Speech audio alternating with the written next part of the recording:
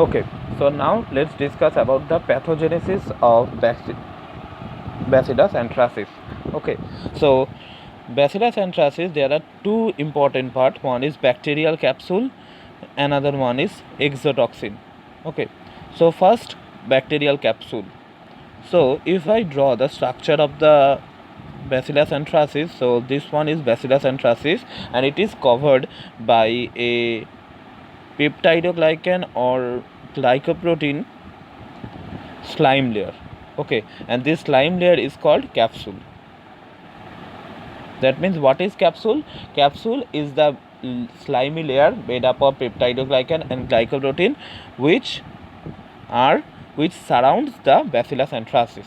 Okay, so what is the utility of these capsules in the pathogenesis of Bacillus anthracis? So let me tell you that these capsules have anti-phagocytic activity. Okay, and it protect the bacteria from phagocytosis. Okay, and that's how it allow bacteria to evade the immune system.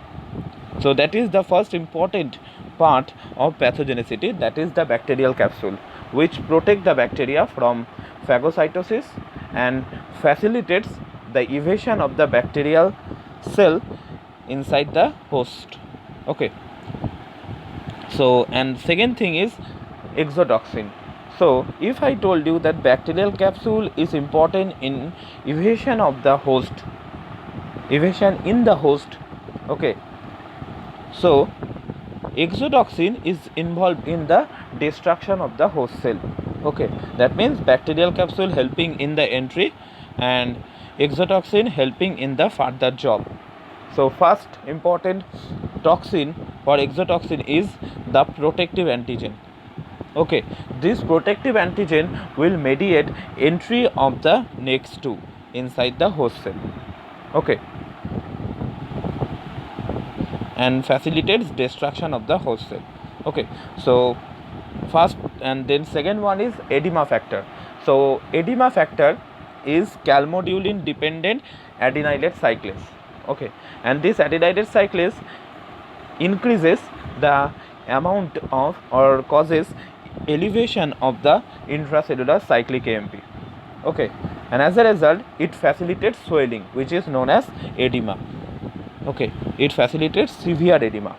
So the first exotoxin is the protective antigen. This protective antigen mediate entry of the next two exotoxin inside the host cell. Second exotoxin is the edema factor. This edema factor is a calmodulin dependent adenylate cyclase. This calmodulin dependent adenylate cyclase increases the concentration of intracellular cyclic AMP and facilitates swelling, because you know what, if concentration of cyclic AMP increases, it will activate protein kinase A at a large amount, okay, or for longer time. Okay, so as protein kinase A is activated for a longer time, it will keep opening the CFTR channel.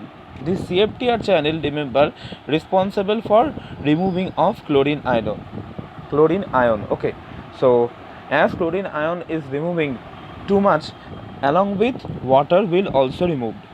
Okay, which will facilitate the swelling of the cell. Okay, which is known as edema. And last toxin is lethal toxin, which causes tissue necrosis. So that is the three important exotoxin that Bacillus anthracis secretes inside the host. Okay, one is the protective antigen, which facilitates or which mediate the entry of the next two inside the host cell.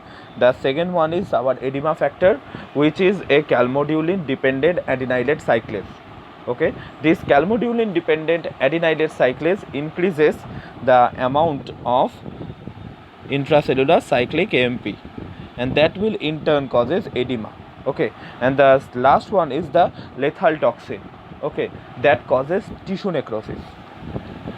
So this is all about the pathogenesis of Bacillus anthracis. Remember, there are two parts in pathogenesis of Bacillus anthracis. One is bacterial capsule, another one is the exotoxin. Bacterial capsule, due to its anti-phagocytic activity, remember it very carefully, protects bacteria from phagocytosis and allow the evasion of the host defense, right? It will evade the immune system of the host body with the help of this capsule. And the second one is the exotoxin, which is involved in the destruction of the host cell.